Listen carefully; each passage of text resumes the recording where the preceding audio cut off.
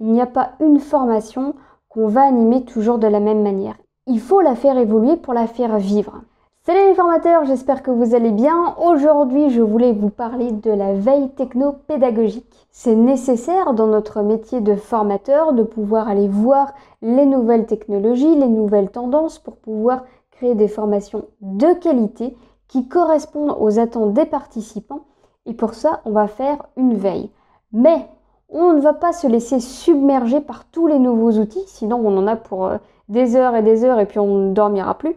Donc il faut pouvoir faire le tri, aller voir des choses qui nous intéressent et pour ça, on va travailler de manière organisée. Première des choses que j'aimerais vous dire, c'est le pourquoi. Pourquoi on fait une veille pédagogique? Dans un premier temps, c'est pour innover. On va créer de nouvelles formations, comme je le disais, qui collent un petit peu plus aux tendances, qui répondent aux attentes des participants. Et puis bien sûr, ça permet de tester de nouvelles méthodes qui vont être plus engageantes, plus participatives et puis plus interactives.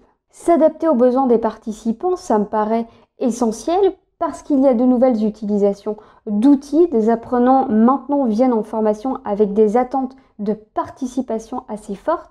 Ils attendent de pouvoir interagir avec vous, de pouvoir bien sûr poser leurs questions, mais surtout ils s'attendent à participer un maximum, que vous utilisiez la pédagogie active.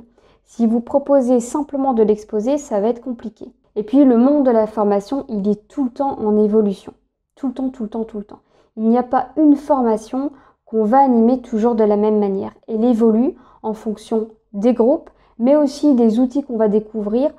Il faut la faire évoluer pour la faire vivre. Par exemple, la formation que j'anime avec Nobi, les activités ludopédagogiques numériques, il y a toujours une évolution à l'intérieur. Je vais l'animer d'une certaine manière et puis la fois suivante, je vais changer d'outil de présentation. Donc je vais changer carrément le support de présentation. Si au départ j'étais sur un PowerPoint, je vais passer sur du Geniali avec des interactivités pour voir ce que ça donne. Je vais changer d'activité sur une séquence. J'ai utilisé les feuilles tournantes en brainstorming.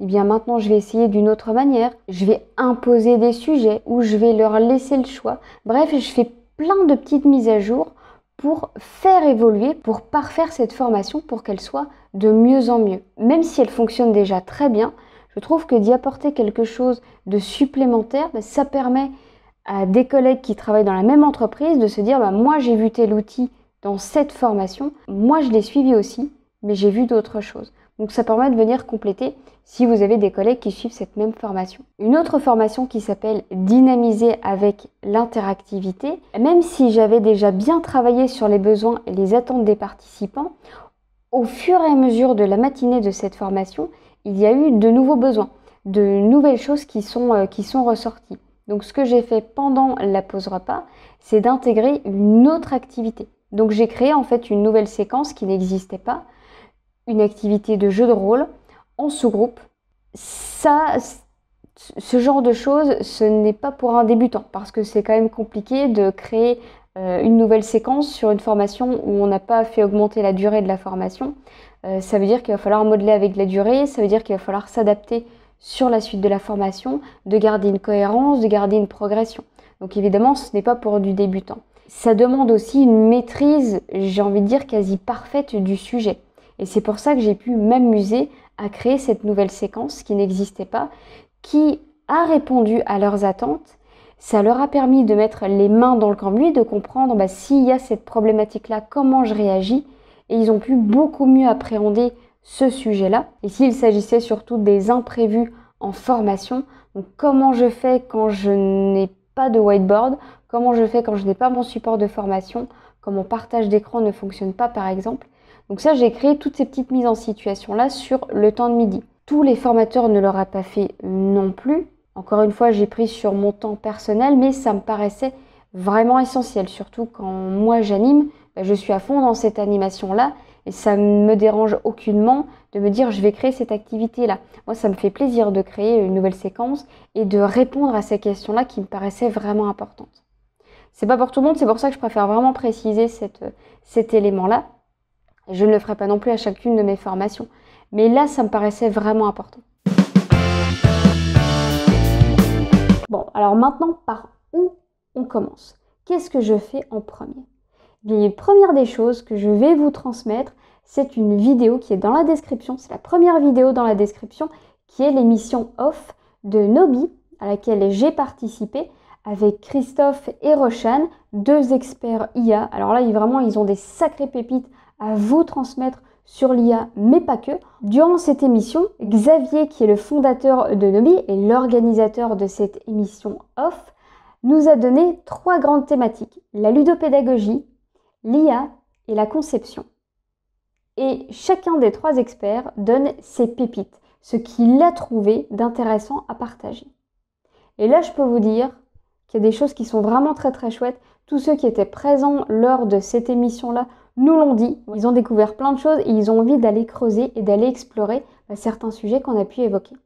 Donc je vous mets le lien juste en dessous, comme ça vous pourrez aller voir ces pépites-là. Il y a un point qui est important quand on fait une veille, c'est d'abord l'objectif. Pourquoi vous faites une veille? À quoi ça va vous amener de faire cette veille-là? Donc c'est important d'identifier ces objectifs. Est-ce que vous cherchez les nouvelles tendances, comme la neuropédagogie par exemple?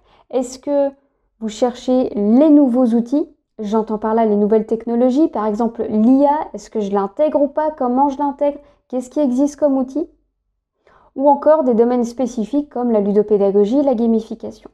Et rien qu'à partir de là, avec cet objectif-là, vous allez pouvoir aller chercher les bonnes informations. À partir de là, vous allez trouver des personnes qui sont expertes de ce sujet-là, qui vont chercher toutes les nouveautés, et ce seront vos personnes ressources. Donc c'est là où vous allez aller chercher les sites qui vous intéressent, les experts, et plus vous allez creuser, plus vous allez comprendre évidemment tout ce fonctionnement-là, cette veille, et surtout un point de vigilance que Rochane a mis notamment lors de cette émission, c'est vigilance à ne pas vouloir trop en faire. Explorez un outil qui vous intéresse, le reste vous laissez de côté. Sinon vous n'avez pas fini. Donc vraiment explorer une seule chose à la fois. Ce qui me permet de faire une transition vers l'organisation. Je décide tous les mardis matins de me garder 1 heure pour faire ma veille. Et je me dis voilà, c'est le mardi matin, à 9 h je fais ma veille. Ça évite de se disperser, ça évite de le faire un peu n'importe quand, ça évite d'en faire de trop, ça permet vraiment de se cadrer. Donc un créneau bien spécifique. N'hésitez pas à aller échanger avec des professionnels, des experts que vous allez trouver sur LinkedIn notamment, dans des groupes d'échange, des communautés de formateurs. Une fois qu'on a collecté les informations, on va les mettre en pratique et donc les intégrer dans nos formations.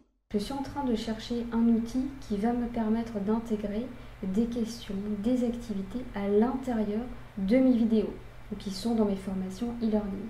Ce que j'ai envie de faire ici, c'est de conserver l'attention de mes apprenants, mais aussi de valider leurs connaissances de manière informelle. Je pense que j'ai trouvé quelque chose d'intéressant. Je vais tester cette activité ici que j'ai créée dans Learning Apps qui me permet d'insérer des questions pendant une vidéo. Et je veux voir si ça fonctionne bien. Ah ouais, alors c'est un peu brut quand même comme coupure parce que ça coupe au milieu d'une phrase, ça c'est un peu dommage.